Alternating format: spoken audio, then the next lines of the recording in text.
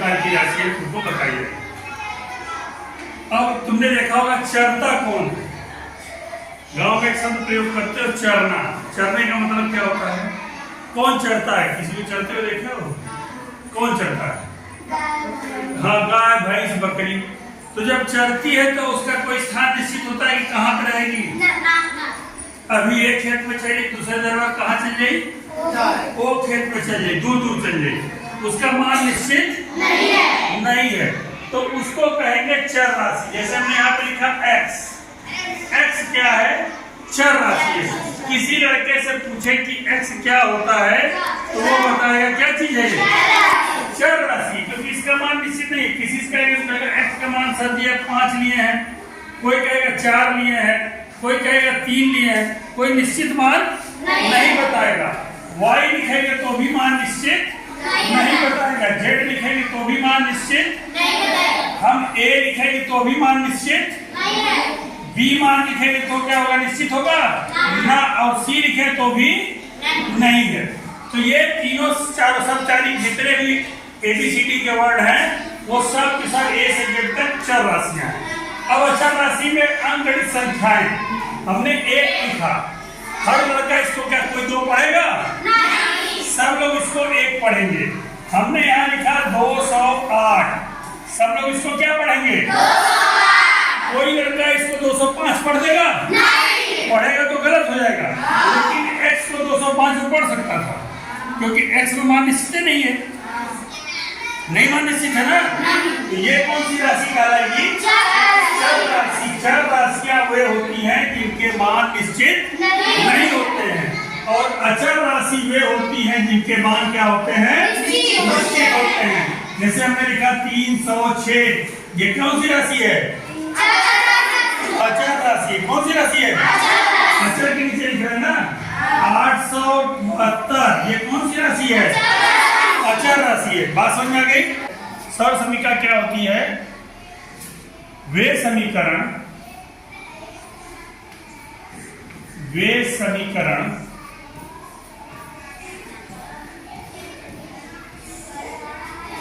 जो चर के प्रत्येक मान को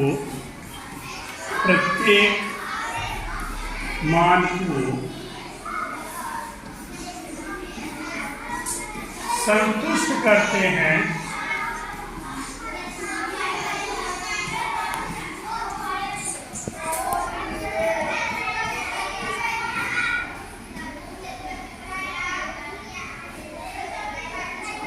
सर्व समीकरण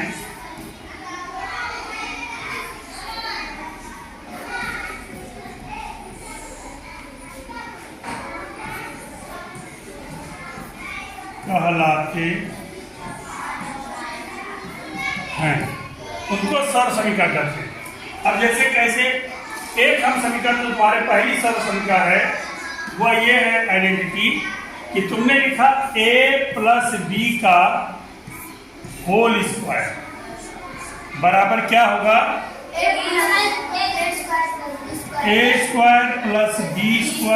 + 2ab। शाबाश। अब ये देखो चर के प्रत्येक मान को संतुष्ट करेगा। पहले ये आया कैसे a + b का होल स्क्वायर बराबर इतना, तो हम यहाँ पे क्या करेंगे? a + b में a + b से हम क्या करेंगे? गुणा करेंगे। गुणा करके हम देखते हैं कि क्या आता है। अब यहाँ पे हमने गुणा किया तो a का a में गुणा करेंगे तो इसकी घात 1 और इसकी घात 1 मिलकर कितना हो गई? 2 घात। गुणा में घात जुड़ती है तो 1 की घात क्या हो गई? 2। फिर प्लस प्लस का गुणा प्लस, यहाँ पे a और b का गुणा करेंगे तो हो जाएगा ab। फिर b का a से गुणा करेंगे तो क्या हो जाएगा? +ab। सजाती पदों को ऊपर नीचे लिख लेंगे। b का b में गुणा करेंगे, ये हो जाएगा +b²। अब हम इसको देखते हैं, जोड़ देते हैं। a² + 2ab + b², ये बराबर ढंग से लिखना हुआ तो इसको लिख देंगे a² + b² + 2ab। c² कहाँ से आएगा? +2ab। टू भी है ना, वही चीज हमने आगे पीछे लिख दिया, क्रम विनिमय का नियम लागू होता है। अब ये हमने बात लिखी है कि चर के प्रत्येक मान को संतुष्ट करती है, मतलब कि चर का हर एक मान ये संतुष्ट करेंगी, चर के हर एक मान को ये फॉलो करेंगी। तो चर का कोई भी मान इसमें हम रखें तो ये इसको संतुष्ट करना चाहिए। मान लीजिए हमने माना a बराबर 1, b बराबर 2, ठीक। इसमें मान रखते हैं 1 धन 2 का होल स्क्वायर बराबर 1 का स्क्वायर धन 2 का स्क्वायर धन 2 गुणे 1 गुणे 2, यही ना हुआ। अब हम मान लिखते हैं 3 का स्क्वायर, 2 1 3 का स्क्वायर हो गया, ये बराबर हो गया 1 धन 2 में 2 का गुणा करेंगे तो क्या हो जाएगा, 2 दूनी के 4, शाबाश, प्लस ये 2 दूनी के 4 कम 4, इनको जोड़ लिए 4 4 8 और 1 9, यानी कि 3 3 के 9 बराबर 9, यानी कि सार समीका के दोनों पक्षों के मान आपस में क्या होते हैं, बराबर होते हैं। जो भी सार समीका तुम्हारी किताब में दी गई होगी उसके दोनों पक्षों के मान आपस में, जितना मान इधर आएगा गुणा करने पे उतना ही मान जोड़ घटाने पे ए बी का मान रखने पर उधर जाएगा। अब हम मान लो मान बदल देते हैं, हमने लिखा a बराबर 7 b बराबर 4, तब देखो क्या होता है, 7 धन 4 का वर्ग बराबर ये क्या हो गया 7 का वर्ग धन 4 का वर्ग धन 2 गुणे 7 गुणे 4, 7 4 11 का वर्ग बराबर हो गया 7 7 49 प्लस 4 चौक के 16 प्लस 7 चौक 28, 28 गुणे 4 हुआ 11 11 क्या होगा 121 बराबर, अब ये जोड़ो 49 में 16 जोड़ो तो कितना होगा, बोलो 49 एक 50 65, शाबाश 65 प्लस, अब यहाँ पे देखो 7 चौक 28 और ये 2 है 28 दूनी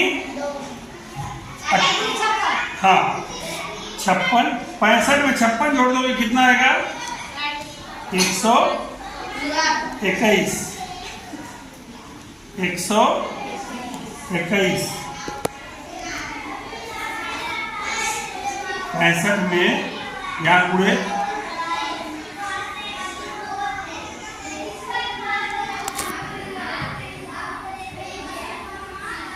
यहाँ पे गुणे 2 था तो यहाँ पे 28 दूनी 56 और 56 में 65 जोड़ देंगे तो कितना हो जाएगा 121, ये 121 के बराबर आ गया, यानी कि इधर भी 121 और इधर भी 121।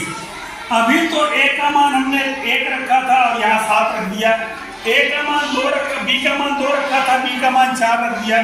मान परिवर्तित होने पर भी इसके मान में कोई परिवर्तन नहीं हो रहा है, यानी सार समीका में चर के प्रत्येक मान को क्या करेगी, संतुष्ट करेगी। चर का कोई भी मान हम ले लें इसमें हमेशा, अब तुम अपने मन से a का मान 3 और 4 रख के, a का मान 5, b का मान 8, a का मान 6, b का मान 11, कुछ भी रख के अगर मान निकालोगे तो सार समीका हमेशा संतुष्ट करेगी दोनों पक्षों में।